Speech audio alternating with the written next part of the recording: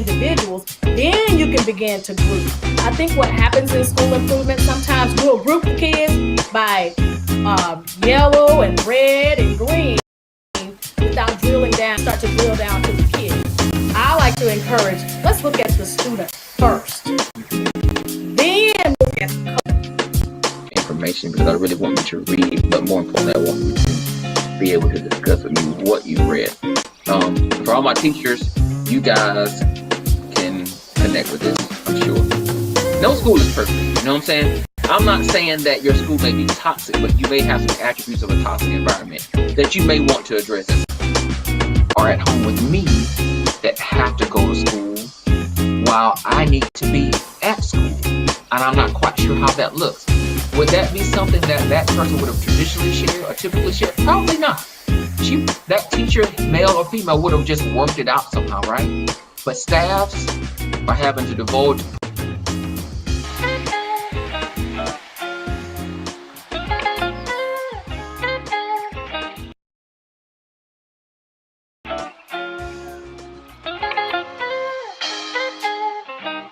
what makes me continue to come back week after week after week, because you all are so faithful and you all are so engaging. Once again, if you're on Periscope, thank you for watching. You too can get in the comment section and be a part of this conversation.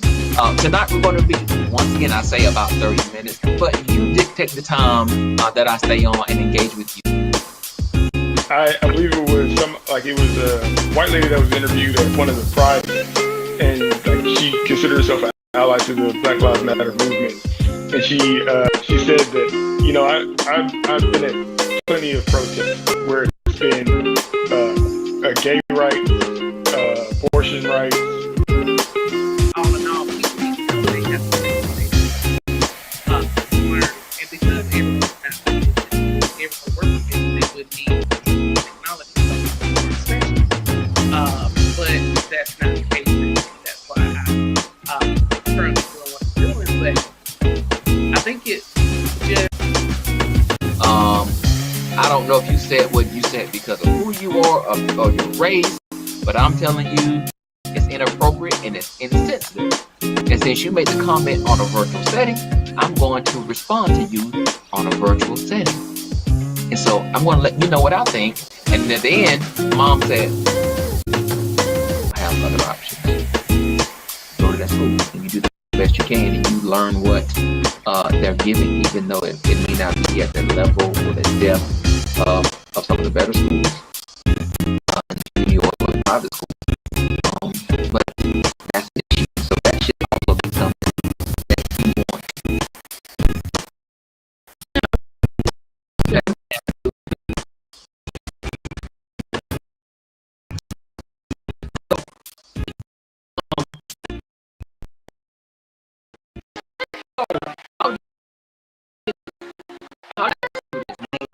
In the school.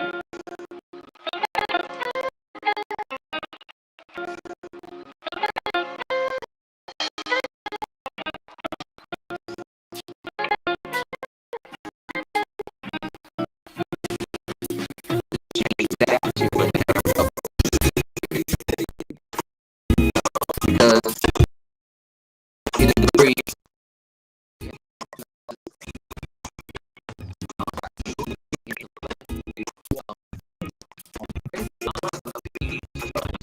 Are you doing this?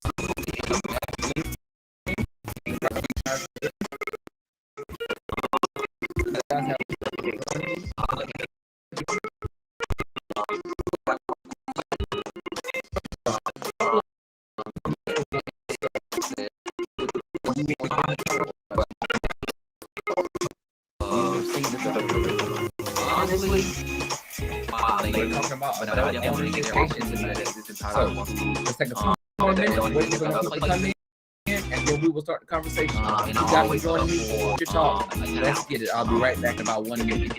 I want you to be able to see other places of the work and the effort that you put in. So no questions about the need for cultural sensitivity in education, as well as culturally responsive instruction. So if you missed last week, go back and watch it. Get ready tomorrow, 9 o'clock Eastern Standard. So we're getting ready to start soon. Now, if this is your first time watching Teacher Talk and you are watching on YouTube, you need to go and you need to log in and you need to go and watch some of the older episodes.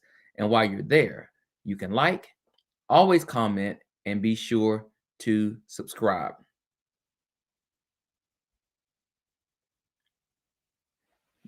All right. So this is Teacher Talks. It's 9 o'clock. I see you in here. Who do we have here? Who do we have here? Shout yourself out. Let me know who's here. Let me know who's here. You guys are free to get in the comments, whether you're on YouTube, Facebook, or LinkedIn. Tonight's topic for Teacher Talks, we are talking about adult ownership in education. Should be a great conversation. We have some foundational things that are going to lead our talk tonight, and then we'll get into some dialogue and have you ask questions, have you give me some commentary on your thoughts on adult ownership.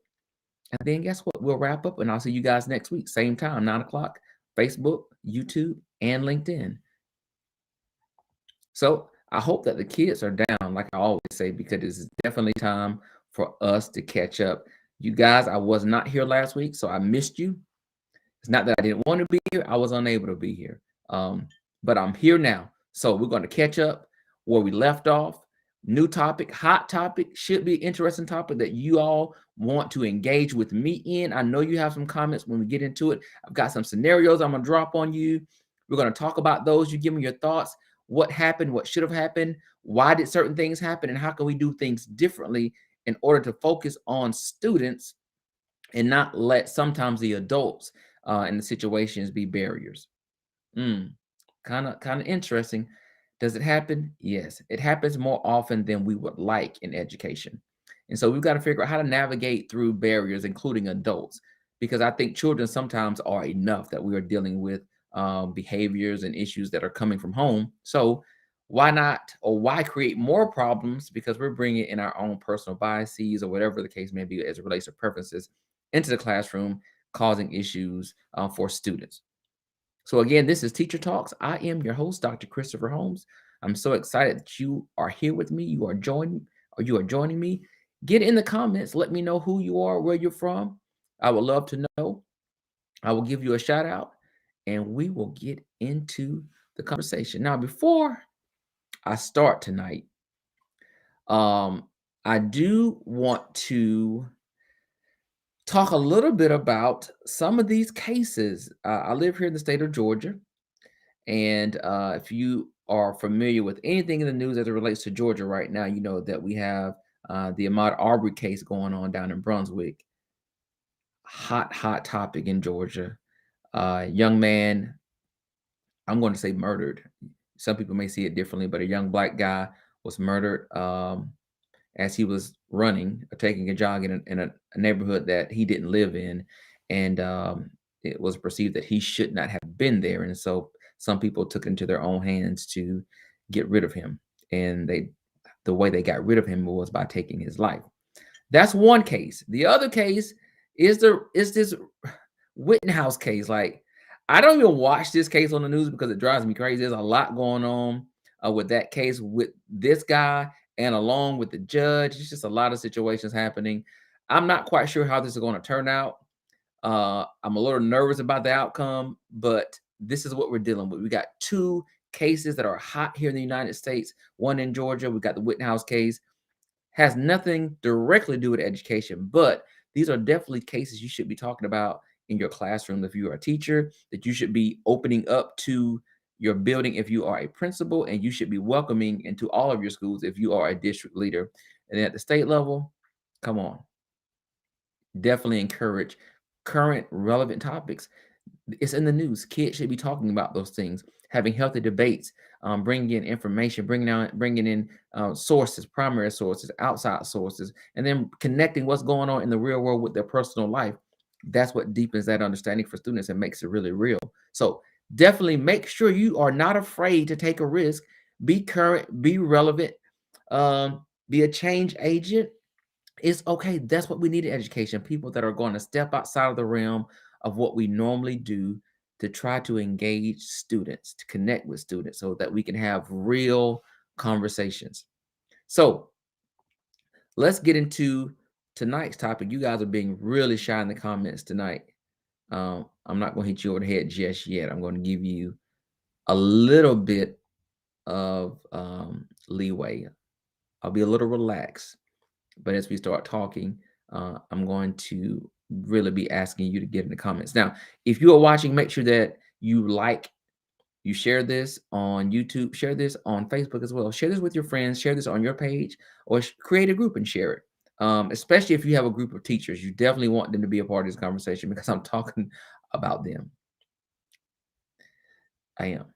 A little, positive and negative. We're going to look at both sides.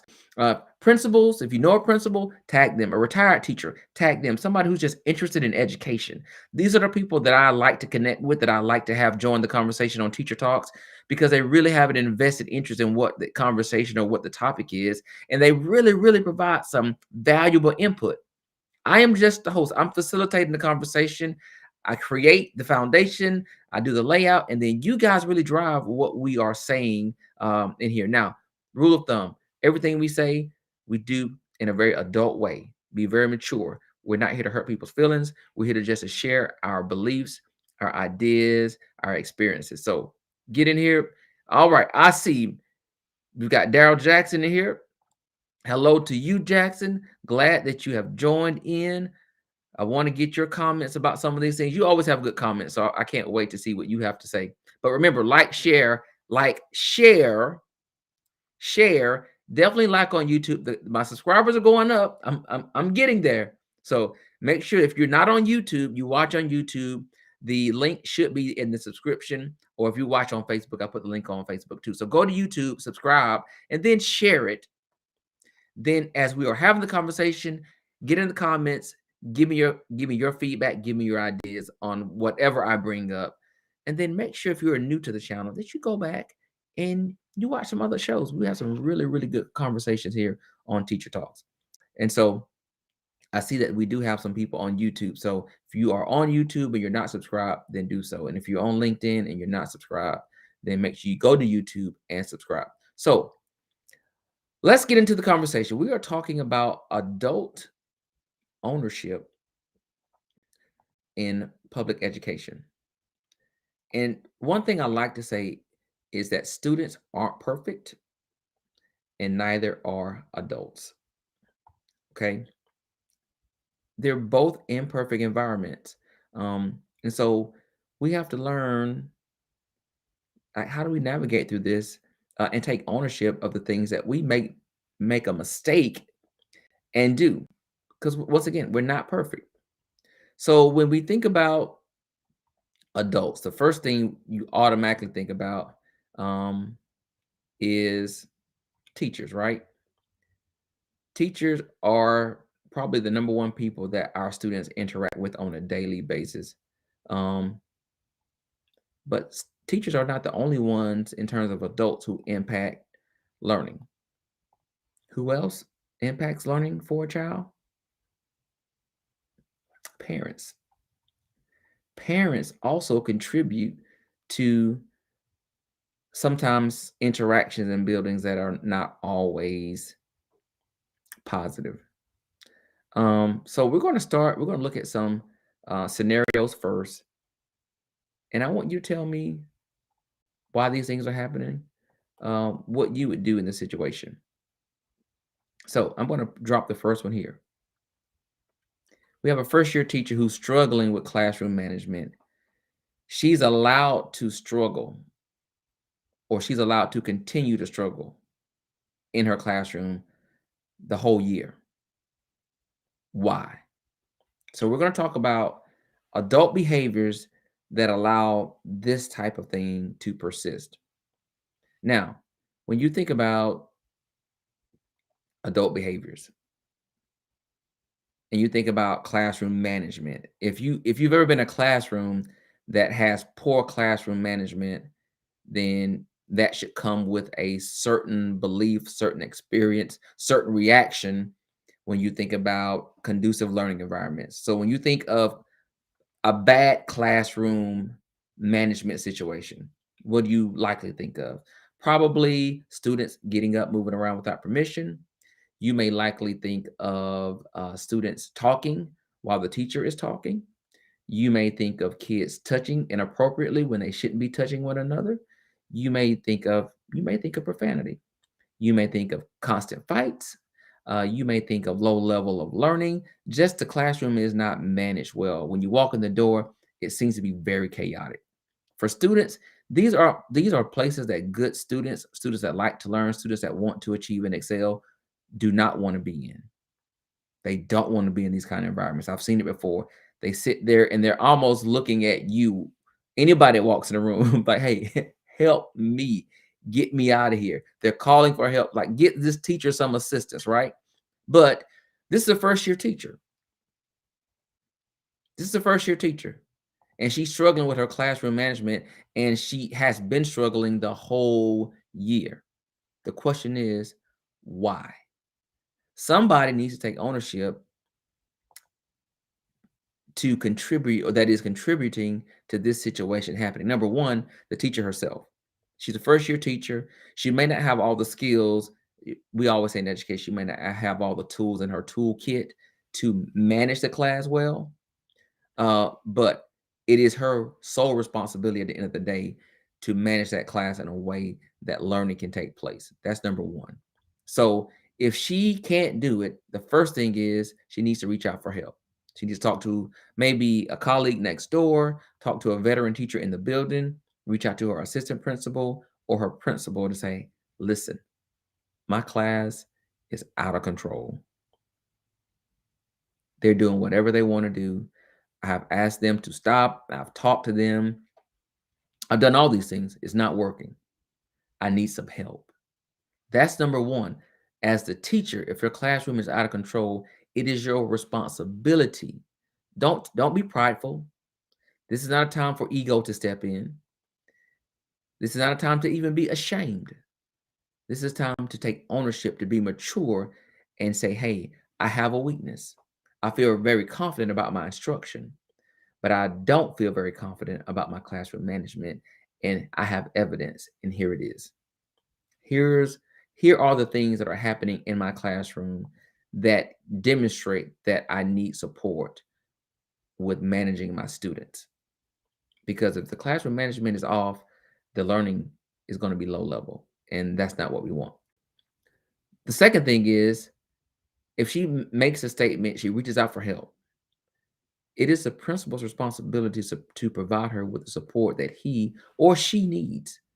I don't want you to think that badly managed classes are only in females. I've seen many men, big men, tall, whose classrooms are chaotic, totally out of control, and he cannot bring them back together. So it's not just a female issue. We're also talking about men. So the principal, though, has a responsibility as well to support struggling teachers in any area. But in this scenario, we're talking about classroom management. So have you been in a classroom? All of us have been to school, whether it be middle school, elementary. Have you ever had a teacher who had no control of the class? And I want you to talk about what that looks like, and then what did they try to do to try to bring it back together. So that's what we're going to talk about in the chat now. In terms of ownership, did you have an environment where a teacher had no management, but she or he decided to try to take the control back? And if they did that, what did they do, and what were the reaction of the student? On the flip side, if they didn't do it, the classroom continued to be badly managed or poorly managed, what did that look like by the end of the year?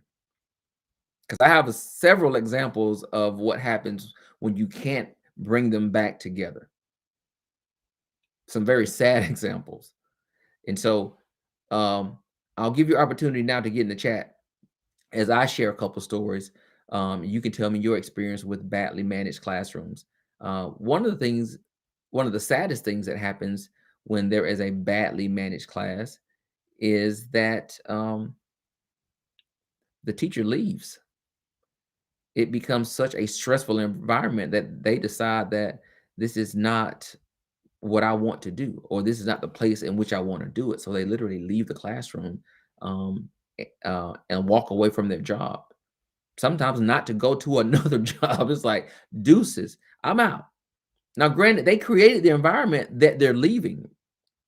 They created this dysfunction, this chaotic learning environment, but it gets to be so poorly managed that they feel there's no hope to bring it back. And they feel so unsuccessful, ineffective, that they decide to leave, walk away from the profession, and leave the students. That's the worst thing I've seen happen when I see bad classroom management. Teachers leave. The second thing that I've seen that happens when they don't leave is that students really, really find themselves in a lot of trouble because there is no structure in the class. What does that mean? A lot of fights, profanity. One of the worst things that I see consistently is bullying, because the teacher has no control. And so students are dictating what happens, how things operate within the classroom setting. It's awful. It's awful. And your students that want to be there, that want to learn, they don't feel safe. They don't feel safe. And one of the things that we want to offer to all students are safe learning environments where they can walk in and be themselves and speak freely. But in badly managed classrooms, that oftentimes doesn't happen. It often does not happen. Dr. Drummer says, yep, it doesn't happen. So Dr. Drummer, what you need to do right now is make sure you go ahead and hit that like button. Thank you, because you've already got it in the comments. And then what you need to do is make sure you share this with somebody. I want all the teacher friends that you know to be watching Teacher Talks right now. So first year teacher, here's a scenario. First year teacher struggling with classroom management, and she's allowed to continue to struggle. It's not fair to her, but one, she has to take ownership. Two, she has to reach out for help. And then the principal himself or herself has to provide the support that she needs to ensure that students are learning. And if the students are learning, that means that she's being successful as the classroom manager. And that's just one of the things that she manages, right? But if we think about why these things are happening, I want you to think about that it's just not the teacher that's not being effective. It's also the administrator that's not being effective in supporting her. Let's say she has a mentor teacher that's assigned to her. That mentor teacher is also not being effective because she can't help her or guide her in turning that classroom back around with her direct or indirect support. Her team of teachers, now if we're talking about middle school or elementary, there's a team of teachers that work together that should be supporting her, that they should all be operating out of the same ideals, right? Same procedures, same processes, so that what's happening in her classroom should be happening in everybody's classroom. But if she's the only one, then they left her out to dry or left him out to dry. So I'm going to hold those team members also accountable. This teacher has to be proactive. So we talked about she has to be accountable for her actions and also make sure she's doing her job to make sure that those students can be managed. That's so and so important. And then let's say if she reaches out to the parent and the parent takes no responsibility for the behavior, or if the parent does not try to step in and help to redirect their own child, then the parent too is also being held accountable and they're not being effective in their role. So there's a lot going on in this particular scenario that we can talk about. So again, the topic tonight is adult ownership. And so as you can see from that scenario, we're not talking just about teachers. We're talking about the teacher. We're talking about the administrators. We're talking about the team teachers around her. We're also talking about parents. So every adult that's involved in this environment should take some ownership when things are ineffective or if things are unsuccessful. We got to stop passing the buck and blaming one person. So as we go to the next scenario, I don't want you to think individually. When adults don't take ownership, it's oftentimes not one. It's multiple adults. Okay? It's not one, it's multiple. So let's look at this next scenario. It's a little bit long.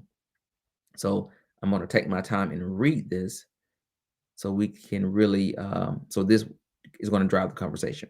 So student achievement across the country has not improved, especially in reading, over decades of accountability testing. Yet we continue to have high stakes testing, despite growing discontentment with the way we overtest children, and despite growing, you guys can't see the rest of that, so I'll read it to you.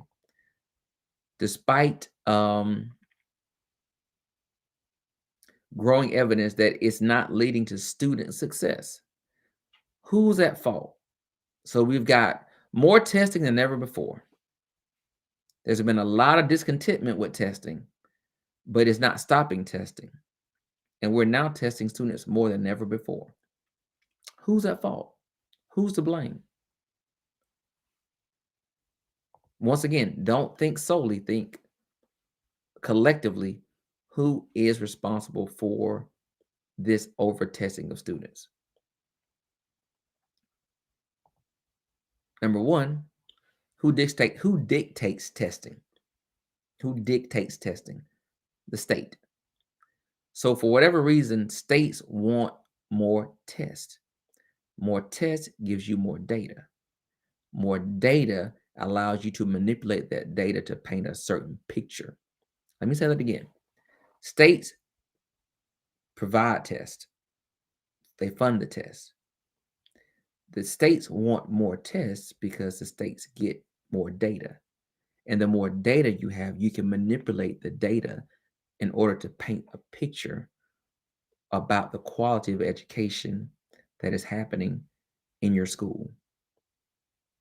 So that's one group of people, policymakers, that need to be held accountable for the level or the amount of testing that's happening in our schools. Now, if you take a little bit further, let's say we're talking about a low impoverished, underperforming school, has always been underperforming, and we continue to test these children and they continue to underperform. What does that do to a child's confidence? And what does that do to a teacher's confidence?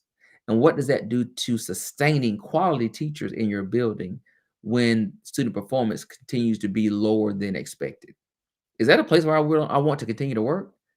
No, because those numbers are following me. They're connected to me, and it shows that I'm not doing an effective or successful job teaching students.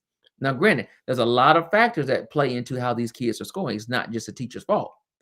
But she's going to be the number one that they're going to look at and point fingers, right? So we're over testing one, the states. Are the schools expressing discontentment, or are they doing it in silos and in private? So there's a fear factor about speaking out against certain things. Testing being one of those things. Most people don't want to speak out against the state if you're in a district or if you're in a school about what they're doing. Because if you're Title I, you are getting some of those federal dollars or those state dollars, right? So policymakers, state level creates tests. Schools and districts need to speak up against the testing. Not just schools and districts, all of the people in those schools, teachers, leaders, and then that last group are parents. If you're not comfortable with the amount of tests that your students are having to undergo every year, have you said something? Have you called to the state? Have you written a letter to the state? Have you written in the comment sections or given feedback when it's your opportunity to give parent feedback about what's happening to your child? If you're not doing that, then you also are to blame for the problem. You got to take ownership. It's not just a principal's job. It's just not the teacher's job. It's your job too, mom and dad. You got to fight for your kids, not just when he's in trouble. Or he made an 89 and you're fighting for him to get that 1 point because you want a 90, you want an A. Sometimes we got to know not just when to fight, but sometimes we have to know how to fight. And that's where, even when it comes to issues of equity, because sometimes we have issues, but we don't know how to fight the issues. And therefore, our students continue to struggle or they continue to suffer because they are at a disadvantage because they lack access, resources, information, or there's nobody advocating for them. Because sometimes in these environments, we don't know how to fight. Sometimes we fight with our fists, and sometimes we fight with our words. But if you don't say the right thing the right way, then you're really not fighting at all because your words didn't have no power, right? So over testing, it's an issue. It's been an issue. Now, We have decreased some tests here in Georgia because we realized that was part of the problem. But again, legislators, policymakers, stakeholders at the state level, districts, teachers, and parents, we all have to be fighting for what's best for students. And if you don't believe in the number of tests, say something. You have to say something.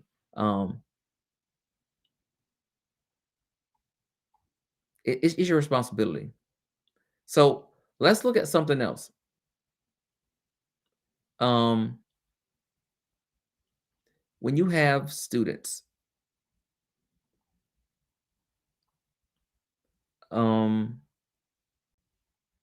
that really don't like school, right? For whatever reason. Let's look at this scenario. So let's say this is a situation that occurs, okay? So Shanika says she hates school. She says she hates school. She's in class. She's sitting there. She's like, man, I can't stand school. I hate school. School is not for me. You know, it's just a bunch of dummies, blah, blah, blah, blah, blah. The response by the teacher or the adult in the room is, she needs to grow up. Shanika says, I hate school. The teacher says, you need to grow up. Now, what could likely be the outcome of that interaction? I want you to think about it. What's going to happen? Shanika says, I hate school. The teacher says, you need to grow up. How do you think Shanika is going to respond to the teacher? In the comments, I want to hear what you guys think before we go to the next one. All right. The student says she hates school. The teacher says she needs to grow up. What happens next, do you think? And then we'll talk about ownership.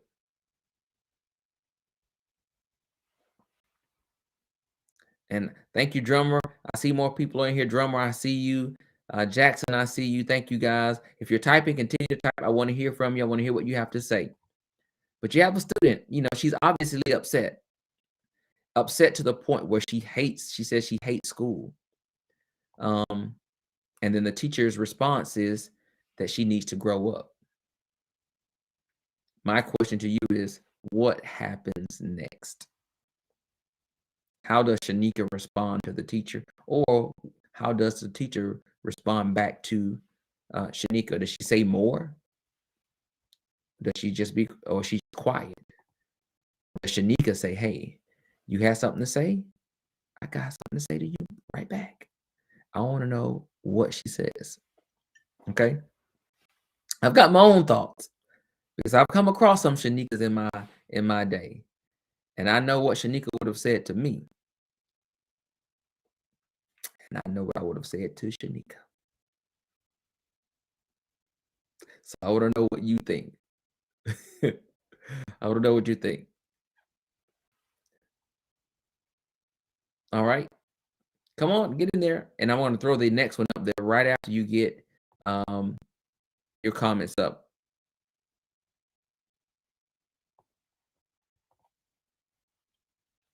Because next we're going to talk about Leon. And I want you to tell me what you think about Leon. And then we'll be on a few more minutes and then we'll wrap up. And I'll send you guys on your way. Thanksgiving is coming up. Are you guys ready for the holidays? I hope you're not preparing too much food. I hope you're not planning to eat too much. Don't be gluttonous. Just eat what you need.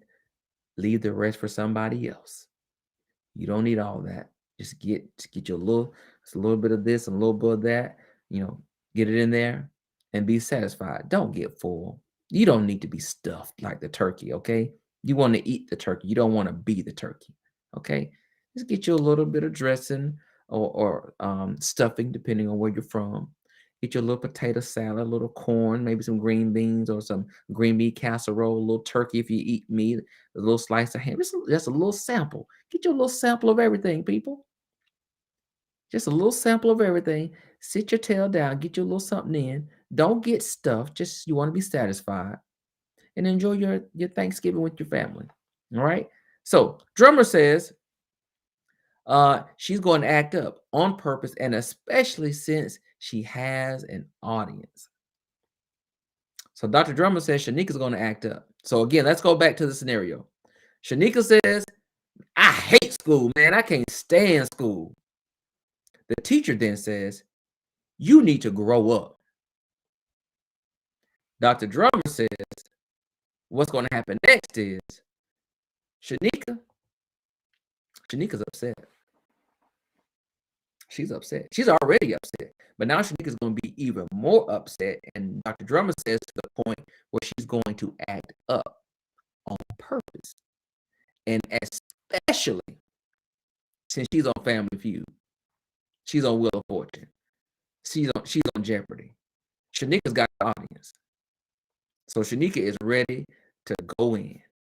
So when that says, you need to grow up, Shanika may come back and say, you need to grow up. So when you see me do that, that was some words I just didn't want to say on live. But the teacher said, Shanika, you need to grow up. Shanika said, you need to grow up. And then the teacher says, you need to get out. And Shanika's going to say, fine with me. Those are words. And Shanika's going to grab her bag. She's going to get up and she's going to walk out. Now, in terms of ownership, Shanika was wrong, but obviously Shanika's going through something because she says, I hate school, out loud in front of the class. The teacher's response maybe shouldn't have been very direct and negative towards Shanika. Maybe she could have just let her say that and said nothing and say, well, we'll talk in a few minutes. Let me get the class started. Let me get them going. I don't want you to feel the way that you're feeling. I don't understand what's going on, but we'll figure it out.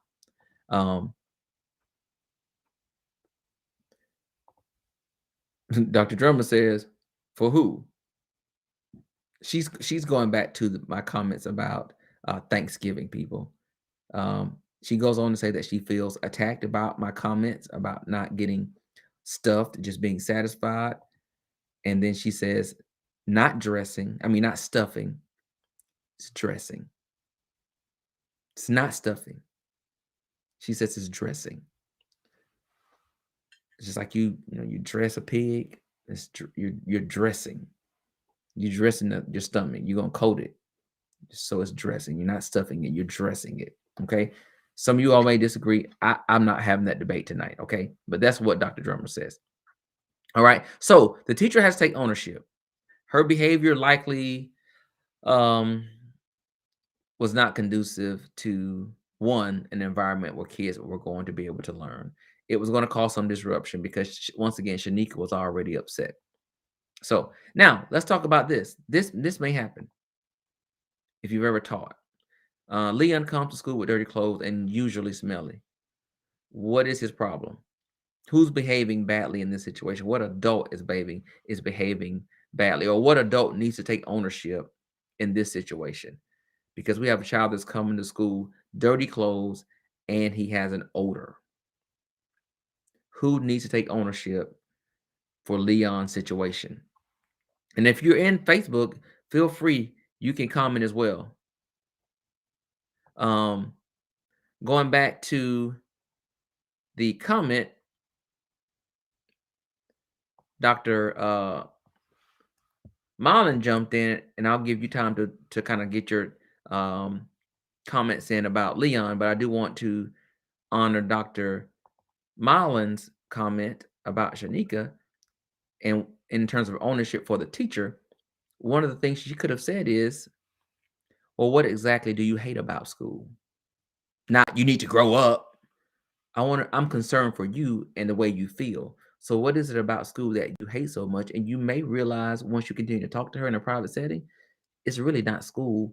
It's what school represents. It could be a person, or it could be something that happened at home, and those emotions of hate or anger are just rolling into her school day, right?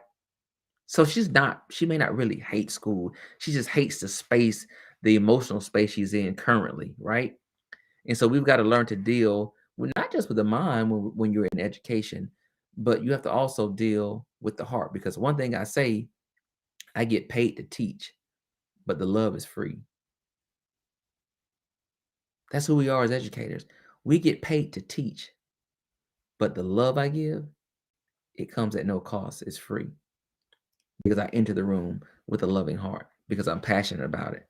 So yeah, she could have taken a different angle with Shanika, because now she's now explosive and she's now out of the room, not learning, and cause a disruption, so that the other kids now aren't learning. They're more focused on, oh my God, what just happened with Mr. and Mrs. so and so and Shanika, and she walked out, she stormed out, right? So now they're having this whole conversation about that poor interaction. So back to Leon. Leon's coming to school. He's got dirty clothes. He smells bad. Who needs to take ownership? Of course, the first thing you want to say in this case, something's going on at home. The parents have to take ownership, because when Leon comes to school that way, I'm sure he's embarrassed. He's not confident. He doesn't want to be seen. And I'm sure it makes him a target to be taunted. I said taunted, right? I didn't say bullied. To be taunted by other students. So the parents, number one, take ownership. Number two, this is school. As we do many things in schools or in education that are not our role, not our responsibility. But at some point, you have to do what's best for children. So we may need to gather a clothing bank in the school somewhere in the office, where we can store old clothes or people clothes that have been donated, and also maybe soap, towels, toothbrushes, toothpaste, combs, brushes, so that when Leon comes to school from home, he can come, get groomed, and feel comfortable at school so that he can learn. Okay. So number one, parents have to take ownership. Number two, the school can also take ownership, and especially his teachers, because they see this happening. And so if you see a situation like this, a kid is coming to school with dirty clothes, he's smelling, it could be a DFAC situation, where you want to call Department of Family and Children Services if it's so consistent. You want to reach out to the parents, but you also, since you're the first line of contact, let the principal know he's a good kid, right? Leon's smart. He can really do the work, but because of his appearance, because of his odor, he closes up and he goes into a shell. He doesn't even want to talk. He doesn't even want to participate. And so we can get his clothes to be more appropriate. If we can get, his scent, if we can get rid of the odor, I think he'll do well. But we have a job to do in terms of helping Leon be the best student that he can be, so that he can learn. And so we got to deal with those issues. Do we have to? Honestly, no. Should we? Most definitely. And the great schools, they deal with issues like this. They tackle it head on. They're very understanding of the population that they serve, and so they take those steps to make sure that those students get what they need outside of content standards, right? Because it's not just about what the standards say that we need to pour into kids. A lot of it could be about confidence. So let's look at another comment that Dr. Marlin posted. And he says this, and I hope you get all of it. She may hate the instructional method. She's a kinesthetic learner, and all the instructional is visual. The student never excels because she is limited to a teacher who only wants to instruct using visual learning strategies. So that goes back to Shanika. So now we're talking about appealing to students and their learning styles, right? People have different modes in which they connect with when it comes to learning. And so if you are a kinesthetic learner, you like to do things with your hands, you like to move around, you like to be active in the classroom, that really helps your cognitive ability to absorb information. But this teacher is somebody who's just throwing up pictures, right? This is nothing that the kids can do. They have to just sit there and look at these pictures. She's bored, right? She's getting frustrated to the point where she's expressive to say, man, I hate school. I hate school. If I had to be imaginative, I could see Shanika say, "Mom, I hate school. All you do is make us sit here and listen to you talk all day, and then you throw some pictures every now and then. Like, when are we going to do some work?" And when she says work, when am I going to do something? When am I going to be a participant in the process? And then that's frustrating her. So in essence, it makes her school, because she feels like school is not about her, it's about the adults, and the adults are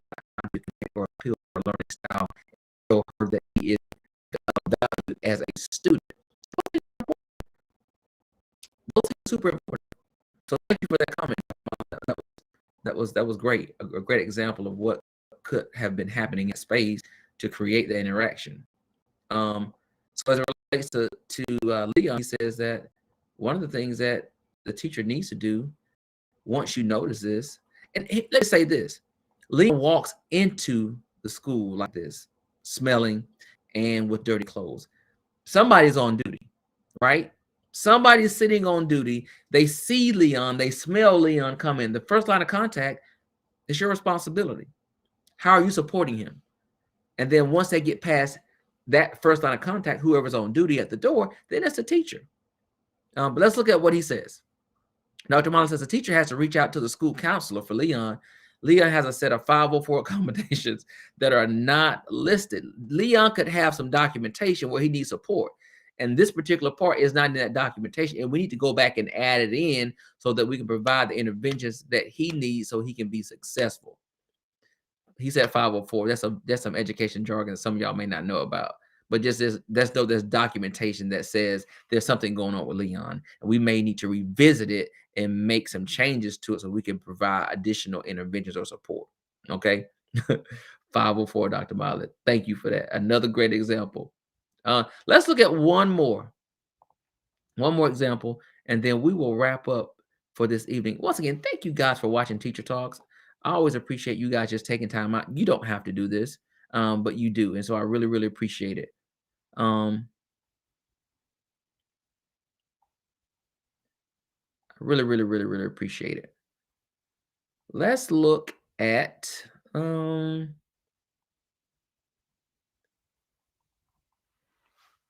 mentor teacher. Well, let me give you a real example, one of my examples. So, one of the things that I would have to take ownership of sometimes is kind of like Shanika's situation, how you respond to kids when they say things that are inappropriate, right?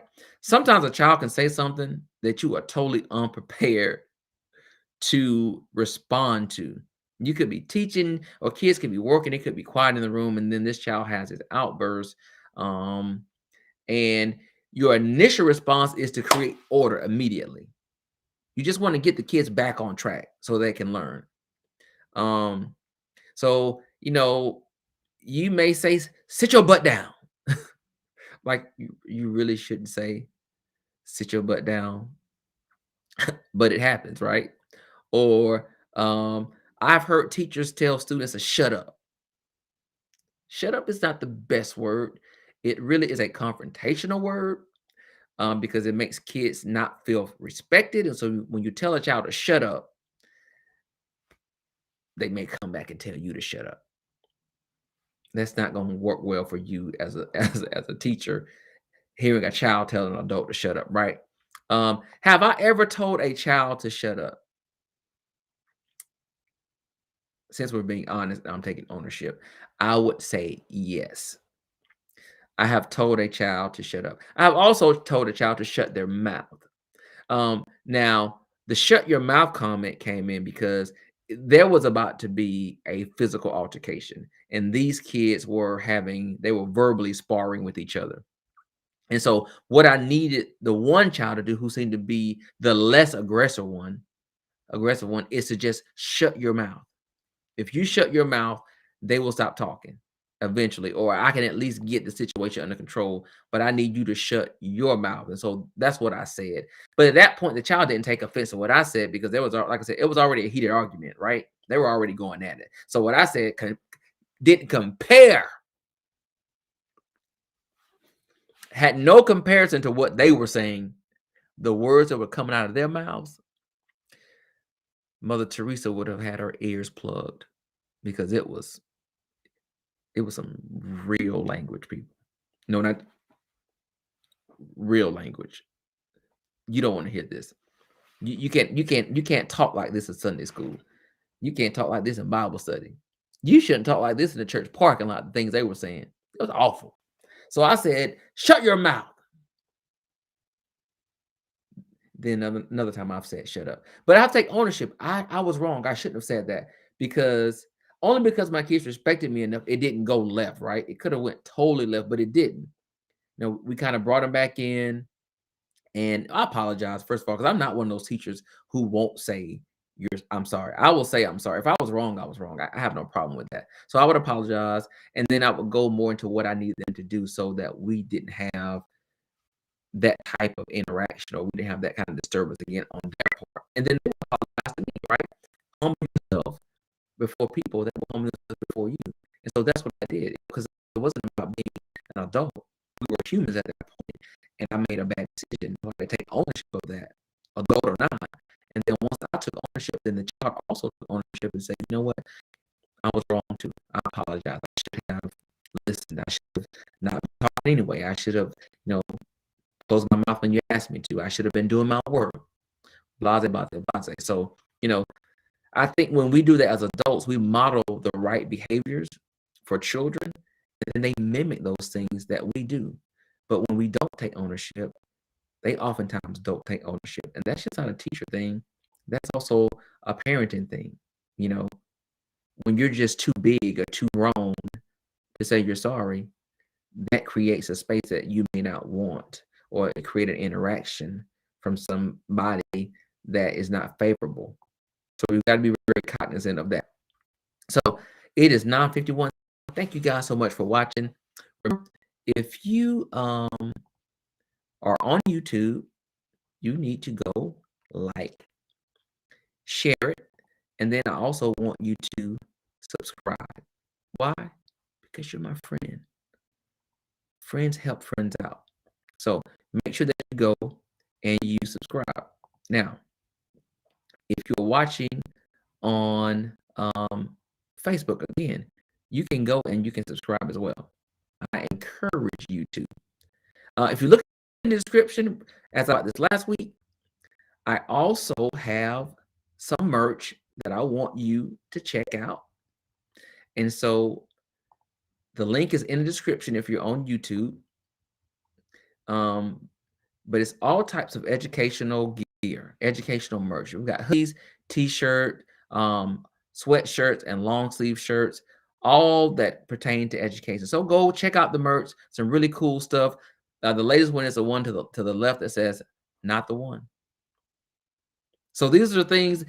If Shanika's showing out like that, and there's some things you want to say, don't say it. Just point to your hoodie. I'm not the one. I'm not the one, Shanika. Don't try me today. I'm not the one. So go check out that merch. Once again, it's in the description on YouTube.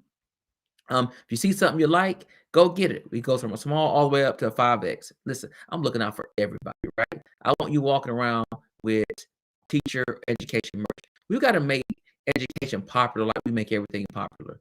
It is cool to be an educator, and it's cool to be committed and to be somebody that loves education. So go check out, get your merch. There are more you see. These are just a couple samples I wanted to show you, but I would appreciate the love. Remember, like, share, subscribe. If you're on LinkedIn, go to the YouTube channel, like, share, subscribe, and go and pick out some merch. Really cool stuff, really nice. I have a lot of it. And throughout this season, I'll be giving out free merch to people. So make sure that you stay connected. Make sure that you come and you log in and you watch every Thursday at 9 p.m. Eastern Standard Time. Again, Teacher Talks. I'm Dr. Christopher Holmes. Thank you guys so much for watching. It's always a joy to share with you. And until then, I will see you next time. Peace, peace. Be blessed.